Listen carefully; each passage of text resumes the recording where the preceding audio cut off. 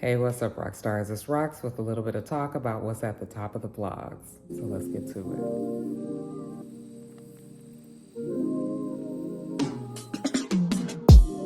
All right, you guys, just before I get started, I have this look on my face because I just can't believe how bad the day has been. It's been so bad that you can only laugh. Yes, Joe, Blue is still in the hospital, and he has his good days and his bad days. But today has been a bad day for him, and he hasn't been doing well, and so that's that. His operation was good, but he's still got to recover, and like I said, we were going to be kind of having some tough days before he's back on the mend. So there's that. Child, my taxes, I can't even tell you just how bad the taxes are. You have to laugh to keep from crying. They are a fucking mess, is what I'm gonna tell you. Okay, so it's so unbelievably bad that I just have to laugh. Today has been the most fucked up ass day. I'm sure many of you guys can relate to having them kind of days, and I'm just gonna have to it is nothing I can do besides just go with it. I got to take care of my business, and I just got to get it, and I will. But baby, a nigga is just under shock almost with what I've been hit with this week. It's unbelievable. Unbelievable. But you got to pay the cost to be the boss, right? Child, oh my God, it's bad. It's bad. It's bad. Anyway, you guys, you guys came here for the gossip, right? Okay, first story up. Let's talk about Wendy Williams. We said that I didn't say I was going to retire her, but I felt like I needed to, or it was going to be coming because there's just been some kind of talk about her every week. But for now, I guess I actually am okay still talking about her situation. So we all know she's been on a break from her show as she tried to recover from her long-term COVID illness. She says now that she is back physically, maybe about 80%. She wants to come back 100%, give her a few more months and let her work out some kinks. Those kinks that I expected to be about her finances, the lawsuit that she has with Wells Fargo, who have put a hold on her money. Once she can get that taken care of, she's at least letting us know that she's going to be ready for action come September. I think, and many other people think, that the next medium that will be the most beneficial for her would be a podcast. But whether or not she decides to come back as a podcaster, as her, regular daytime talk show in her purple chair, whatever way she decides to come back, she's saying that she's about ready to do so. Now, we all know that's a little difficult considering they've given the purple chair. Well, Wendy can have her purple chair, but you know what? Sherry Shepherd is going to be the one that's in the studio where Wendy Williams' show used to be. Sherry Shepherd has Wendy Williams' old staff, as Deb Marr has brought them over and gave Sherry Shepherd her own show. So now, if she's coming back, what is she coming back to? I mean, it's obvious she can't come back to where Sherry Shepherd is going to be. Deb Marr has implied that they would still love to work with her, but maybe in another year or two. Does she want to waste that kind of time waiting? I'm sure, Wendy Williams is still much a hot commodity. I think people would like to have Wendy Williams. That's why I think podcasting will be the way to go for her. But anyway, so she talked about coming back and all that. Now we have her husband, her ex-husband, Kelvin Williams. He has spoken out. If you guys have seen it, I tried to watch it. It's about an hour long, a little bit over an hour long. He talks very slowly, and it's just, child, I watched 30 minutes of it, and I felt like that was way too much of my life that I had given up watching. But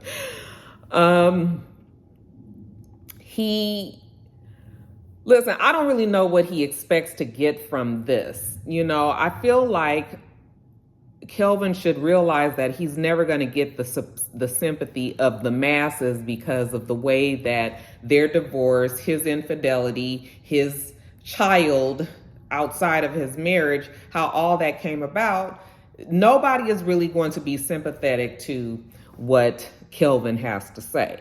Okay, so I'm not sure why he is doing this. Some people would say the reason why he is because he has this lawsuit with Debmar. That's the production company that fired him or forced him out when the divorce went down. He was taken off of the Wendy Williams show as a producer, as her manager, as all of he was acting as they removed him. Okay. And he said that he went willingly because he already knew he had created a mess of everything back then. But now I guess he's decided that it's time for him to fight back, and he wants to now sue Debmar. Okay. People are saying the reason why he's doing this is because he's caught up in Wendy's financial crisis. The fact that Wendy cannot pay her bills, because that's what she's saying. She cannot pay her bills. She cannot take care of her responsibilities. Well, yeah, her bills is her mortgage. Her bills are her credit card bills. Her bills is all of her insurance and all of that. But also her bill is Kelvin. She has to pay alimony. Okay. And now that is sucked up with the Wells Fargo situation, well, now Kelvin is not getting his money. So it's the good old trickle down theory, you guys. It's just like, as everything continues to trickle down, people ain't getting paid. So that's one of the reasons why people are saying that's probably the main reason why Kelvin is now speaking out. Now, when you listen to him speak, you guys, there's times when it sounds like he's leaning towards apologizing. He doesn't really give just the "I am sorry for the mess that I made." Okay, because it's obvious that Wendy Williams has gone downhill since she and Kelvin broke up. All right. There was hints of her having some sort of breakdowns in the midst of what we now know was the end of their marriage. And then, of course, she's gone down emotionally, mentally, and physically, her health-wise, since they broke up. Okay. So he says that he takes full accountability for what he's done. In the same breath, he'll say that, he loves his new partner and, she's a ride or die and she's a soldier and she's a queen and, all of this, no regrets for having his baby. It's just kind of like, I don't know. I feel like he just really could have kept this conversation. Okay. I do think that Kelvin was instrumental because Wendy has told us that he was instrumental in getting her career off the ground.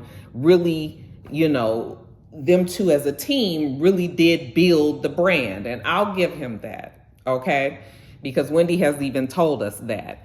However, he's not Wendy Williams, so people are not going to be sympathetic to him or anything that really he says because everybody just thinks in their mind of how much you've done the damage to Wendy, having this child out of wedlock and everything. I don't, most of us, she has always said that she didn't care if he was fooling around, but the deal breaker would be a child. Okay. And we all knew that. And so I'm sure that Kelvin knew that as well, and he continued on and operated on and whatever he decided to do. You guys, anyway, the whole video, I think that he was trying to make it clear that he was kind of responsible for, well, I don't know what he was really trying to make clear. It sounded like maybe he was going to apologize, but the apology just never quite got off. He wanted to tell his side, but again, you did some foul shit. So of course people are not going to treat you all that nicely, regardless of what you've done for Wendy in the past. If they know that you have hurt her now, nobody is really trying to help him out like that, So anyway, you guys, I don't know. Did you see the video? Do you feel like he's remorseful? Sometimes I felt like he was. Other times I felt like he wasn't, Sometimes I felt like he was self-serving. Other times I feel like, it was like such a long conversation. So much shit went down, child. And I feel like if he just talked faster, we could have got through that shit in 15, 20 I don't know why he did that, but I do know that he's suing Deb Mar because he ain't getting his alimony check. Okay. And he has another family that he has to take care of now. I think that I feel the most sorry for Wendy Williams' son. He's 20 years old and he's got all of this that he has to be responsible for. I'm sure that his father is in his ear and trying to help him navigate through what Wendy is going through on her side, but it ultimately falls on the child. And, she's got all these people, like Kelvin said, that are enablers, people that, might not have her best interests at heart, people that have been mooching off of her and taking advantage of her and all of that. Kelvin can't get in because he's now the ex-husband and not liked widely, and so you got this 20-year-old kid that's trying to fight for her, and I'm sure he could give a shit about all this talk show shit. I'm sure he just wants his mom to be well, so it's just unfortunate that he's going to be the one really that bears the brunt of all of the responsibility until Wendy Williams can really prove to everybody, will prove to the judge and the bank and shit, that she should have control of her money. She put a video up yesterday. She was saying how it was unfair. It was wrong. She's a good person. She hasn't done anything wrong. For them to say that she shouldn't have access to her money is bullshit. And it is. Okay. We clearly see that this woman, she is not at all the way they had led us to believe. And, when I think about the things that Kelvin said, it's sort of like, why is it that her camp, the people that are supposed to be the most concerned for her, why is it that they've let us think that she's in this certain kind of state when she's not? Why have they made us feel like she was in a wheelchair and couldn't think for herself and, all of this? He did say at one point that she almost died, that she had to get some blood transfusions, that those people were trying to keep her son from going up and checking on her, doing a wellness check. So it's a lot of shady shit that's going on behind the scenes. We can't all just blame it on Kelvin and, what he did. He did set up for the fall, but there's a lot of other shady characters, it seems like, in Wendy Williams's camp that we're not sure we can trust. We don't know, So when the conversation that he said just brings more question, because now it's just sort of like, well, who the fuck is, running things? I'm looking at Wendy Williams and I just hope that she can, it's a shame that she now has to fight to prove her mental well-being to people that are controlling her fortune. It's a shame because you fallen victim. I mean, you're at the mercy of the court. They can just say, oh no, she's not okay, and write it off, and she don't have control over her shit no more. That. Can you imagine? I mean, just imagine just us with our regular type of income. If somebody just came in and decided that we could not control our finances anymore and took it over, I mean, how would you feel about that? And so you can imagine when you've worked hard and have garnered millions, and then now they're trying to, no, this is, So it's not fair. Like she said, it's not right. And she needs access to her money.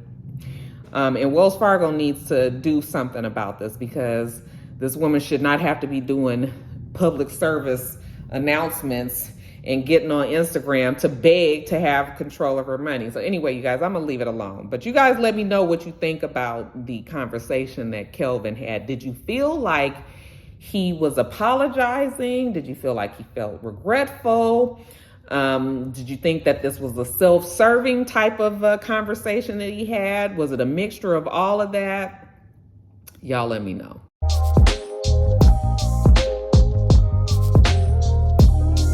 All right, you guys, next story. So it seems that we are having our Supreme Court hearings. You guys know that Ketanji Brown is in the middle of her confirmation hearings. Well, they just started, so I wouldn't say that it's in the middle. I'm not sure how long it takes for these confirmation hearings to go.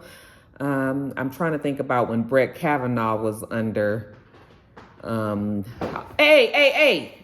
You're going to have to get off of there. Because your nails are too long. I don't know how long Brett was under, but it seems like it might have been a week and a half or something like this. I know that she will be sworn in April 4th, I believe is the day that they said.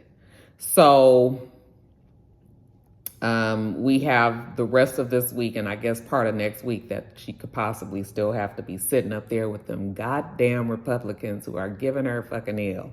Okay? Now, we knew that it wasn't going to be easy in these confirmation hearings because the Republicans, quite honestly, do not want to have this black woman on the Supreme Court, okay? They don't want to have a liberal on the other side, you know. They wanted to keep this conservative. So, of course, their job is to make it as hard as they can for her. And they have been doing that. They've been disrespectful. They've been interrupting her. They've been talking about her cases that she's had where it may not have been as favorable a ruling, but very small, not small cases, but a very small pocket of her career they have focused on. They have been pressing her like we expected them to do. And thus far, she has been holding up like the black queen that she is. Okay, fist pump of righteousness for that black girl magic. Ted Cruz, I'm sure you guys saw on the news. If you weren't watching the confirmation hearings, maybe you saw clips of him with his ignorant ass as he talked about the Martin Luther King I Have a Dream speech. So he took a part of the I Have a Dream speech. You know how people love to take things out of context. So he takes the part where Dr. King is saying that a child should be judged by the content of their character, not the color of their skin. Okay. He takes that part and he twists it and manipulates it into how he feels about critical race theory and whether or not it should be taught in the schools. Okay. He basically was saying to her, Dr. King didn't want people to be reminded of the differences in the color of their skin. He wanted everybody to be in the classroom together and happiness and harmony. But of course, when you just take a little piece of a way bigger speech, and even if you went and studied Dr. King and his other writings, other books that he's come out with, you would know that that is not what he's saying. Dr. King would want for every child to be aware of race so that they can know the mistakes of the past and not repeat them in the future. But Ted Cruz took that, spit that out at her, wouldn't give her a chance to answer. At one point, I believe the Virginia senator was like, can she talk? Like, you keep on interrupting her. He's like, no, because she's not going to answer the answer. She's not going to answer the question. He's not going to let her speak. You know, so these are the kind of things that she has to deal with on the Republican side. Okay, belligerent, just ignorant, just whatever. And like I said, she has been able to sit there and maintain her composure. You know, we got to make sure we not looking like the angry black woman. You know, we got to do all of this, right? So, and she's been holding up very well. The Democrats have been trying to take up for her, okay? Many of them have been speaking very highly of her. We saw the very passionate and emotional speech that Cory Booker did yesterday, where he just said that he was so proud to look up at her, that when he looks at her, he sees his mom, he sees his cousins, you know, he sees his ancestors, the ones that worked really hard for us to get to this point, you know, and he was very, very proud, probably felt like many of us have felt, just the fact that she's made it this far. He was able to express that. The Democrats, like I said, have been trying to uphold her. And as long as the Democrats will stay all uniform and on the same page on this one, she will get pushed through to the Supreme Court. As long as nobody no votes her, she will get through to the Supreme Court. I expect the Republicans to no vote her, but that's okay because the Democrats will have the majority. Brett Kavanaugh only won by 2 votes. Okay. And that's enough to get in. And so I believe that it will be the same way in her honor. I mean, in her favor. And she will make it to the Supreme Court. But she unfortunately has to go through this. It almost feels like it's a hazing. It feels like it's a hazing period to just see how well you can stand up to motherfuckers beating up on you for day after day after day. Okay. And she's holding up well. So I'm proud of her.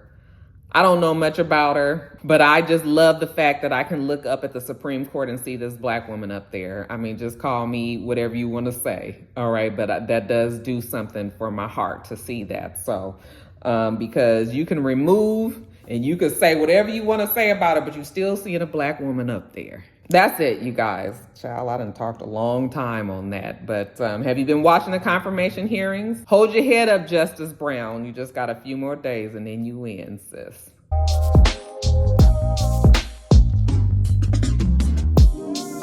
All right, you guys, next story. We don't have many stories today. These 2 parts, I'm still going to make it 2 parts, but they're going to be short. Next story up, Maury. How do I say goodbye to what we had? The good times that... Y'all, it seems the Maury show. Okay, mama named him Maury Povich. It seems that his show will be coming to an end, you guys. I am so sad about it. You guys, I've told you guys plenty of times that Maury Povich, his show has been my guilty pleasure for many, many years. Like, I didn't never have the patience for Jerry Springer. I didn't really watch Steve too much. And all the other type of talk shows that have come out, you know, kind of in the same type of vein. I never really got into him, but I loved Maury. I don't know why. It was something about him being, you know, him saying, "You are not the father." It always felt like he took more pleasure in telling the people that they wasn't the father than they were. Because, you know, the women been on there, Maury, look at him. He got the same nose. Look at his nose. Look at his eyes. Look at his chin. You know, we always got a kick when he wasn't the father. You know, we got the antics of the carryings on of the father, or the said father who really was not the father, all of that shit. Like, I love it, right? And so, yeah, I was sad when I found out it was going, but it's been on for 31 years, you guys. That is a long ass time for a show. I knew that once COVID hit, that it wasn't going to last. Like, I was like, this is going to be the beginning of the end of this show, because the show thrives on the audience, right? So, you know, you need the audience participation, them yelling and screaming, you know, booing, everybody all in the audience cheering or whatever. And you couldn't have that with the pandemic. Okay. Those are all the things that they tell you not to do. You should not be in a closed in room with a whole bunch of people with yelling and spittle and breath and all of that out in the air. I mean, this is a sure way for COVID to spread. So once the pandemic hit, and they went to a virtual type of show, I was just like, this is not going to work. Because now the show feels like more like a counseling session. You know, you don't have the audience. You don't have the ignorance of all that yelling and screaming going on in the background and people putting in their 10 cents. And now you just got Maury and the you know, the guests on the show, and it's just not the same. It doesn't hit home the same. And it feels like a counseling session. And Maury is not Dr. Phil. Okay, so that is not what we come to his show for, and that's what we've been getting. And I was just like, it's not gonna last. It's not gonna last. You know, the character, the people on the show, they did try to bring some drama with it, you know, but half of the time they was all in the same house. It's just somebody in a different room. You know, they still living together and shit, but trying to see if they the father of the baby. You know. So it was just like, it just was not going to work. And I was like, this is the show is going to be, it's going to go downhill. It's going to be tanked because of this. Now, Maury said that he wanted to retire 6 years ago. Back when his contract ended at his 25th year, his intention was to stop working. But then he started to feel guilt because he employed a lot of people. And then, of course, so he signed on, I guess, for a few more years. And then the pandemic hit. And then he felt responsible that, if he didn't get these people their money, then, they just going to be out of a job. And the economy was so bad and all that. So then when the pandemic hit, he knew he couldn't stop then. Okay. So now that we're coming out from this pandemic, side note, like I've been telling you guys for the past few weeks, like we don't hear shit about COVID no more. I know we in the middle of a war and everything, but it is really something how the government, this is how you know that the government really does control the narrative, okay? They don't talk shit about COVID no more. And we know it's still out there, but they don't, it ain't all about vaccinations or doing this or doing this. I mean, if it is like a C, D, E, F, G story. It ain't an A or a B story at the beginning of the news hour or anything like that. COVID is still out there, but we are supposedly coming out from under COVID now, getting back to regular life, everybody going back to work. You know what, fuck it, do what you got to do, make sure you're safe, and they can't worry themselves about it too much more. So I think Maury said now that the world is coming back out, he's retiring. Yeah, I think he deserves it. He's going to go off into the sunset with his wife, Connie Chung, who we don't see ever anymore. Like, dang, what is Connie Chung doing? I wonder if she still looks alike. I used to think she was such a cute girl. A cute woman, I should say, when she was, a news reporter. He said he's going to go and he's going to play golf. And he's going to live the rest of his life, drama-free. I was just like, oh, I'm so sad, y'all. So sad. Aren't y'all sad? Well, we ain't going to get no damn running up and down the aisles. We not going to get no damn Cabbage Patch on the stage. No backflips. No ladies running to the back crying on the floor and on the couch. And we going to have people chasing them out the studio. And none of that. None of that, you guys. I'm sure we'll see the reruns. But yeah, it's a party, guys. That's part of the legacy. It's gone, baby. It's gone. So I guess we can say congratulations to Maury. I mean, he did pull it out for 31 damn years, and I think he's going out on a pretty high note. So good for him.